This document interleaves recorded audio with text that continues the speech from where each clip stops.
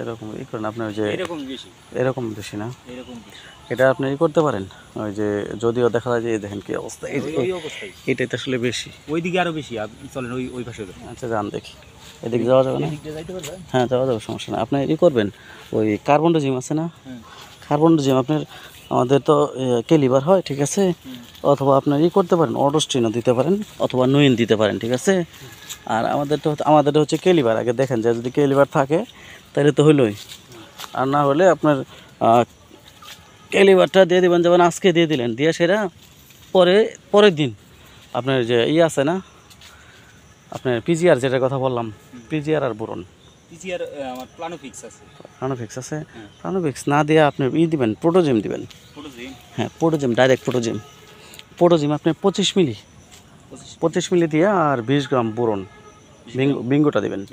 হ্যাঁ দিয়ে সেটা স্প্রে করবেন, কিন্তু তার আগে একদিন আগে, যেমন আজকে আপনি বিকালে মনে করেন দিবেন আপনি হচ্ছে ওই কার্বনোজিম যেটা, এটা আমাদের কেলিবার, ওইখানে যাবেন, যদি কেলিবার থাকে তাহলে তো দিলই। কেলিবারটা আপনি 33 গ্রাম করে দিবেন, 33 গ্রাম করে দিয়ে আজকে মনে করেন যে ধুয়ে দিলেন। হ্যাঁ ধুয়ে দেওয়ার পরে একদিন, কালকে দিন গ্যাপ গেল, তারপরের দিন আপনার দেখা যাচ্ছে যে ওই যেটা, তারপরের দিন আপনার ওই পিজিআরটা আর এটা দিয়ে দেবেন, দিলে দ্রুত নিয়ন্ত্রণে আসবে আর কি। আর যখন ছোট থাকে না তখন ওই ডোজগুলো দিয়ে যাবেন, তাইলে আর বড় হলে এই জিনিসটা হবে না। এটা তো অনেকটাই না, ছবি না, তো আমি একটু করতেছি যে আমার এখানে আরেকটা বাগান আছে তো ভাইয়া, তারই দিয়ে দিতেছি। এই যে অনেকগুলাই তো এরকম দেখছেন, এই যে এই যে হ্যাঁ হ্যাঁ আপনি ই করবেন, জিনিসটা কি বুঝছেন আগে? মানে আপনি যেমন আজকে কার্বনোজিম যেটা আছে আপনার, কার্বনোজিমটা আসলে আমাদের এই দেখবেন যদি কেলিবারটা পান তাহলে হলো, আর না হলে নোয়েন অথবা অটোস্টিন, এটা কিন্তু কার্বনোজিম, এটা দেবেন 33 গ্রাম। 33 গ্রাম দিয়ে আজকে বিকালে যেমন দিয়ে দিলেন, বিকেলে দেওয়ার পরে কালকে দিনটা শুধু গ্যাপ রাখবেন, একদিন গ্যাপ দেওয়া, পরের দিন আপনি পিজিআর প্রোটোজিম দেবেন আপনার 25 মিলি, 25 মিলি দিয়ে বোরন, ওই যে বিঙ্গু যেটা, এটা 20 গ্রাম দিয়ে পরে স্প্রে করে দেবেন।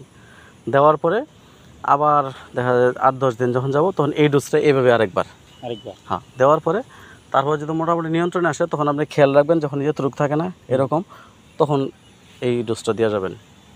পরবর্তী যখন দই হবে তখন এটা থেকে ঠিক হলে আর হয়ে যাবে। আমি আপনার কাছে পরামর্শ নিয়েছি কোনটা জানেন, যে এটা ধরে গেছে, এটা কিছুটা নিয়ন্ত্রণে আসবে, পুরোপুরি আসবে না।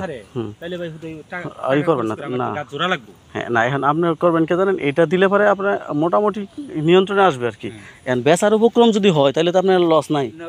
যেমন এইটা এত রোগ আছে, এটা যদি এই পর্যায়ে যায় তাও কিন্তু বেচা যায়।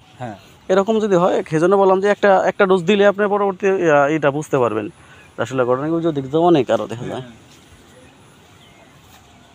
আমার এই জায়গায় মনে করেন যে একটা গাছে কয়েকটাই ছিল।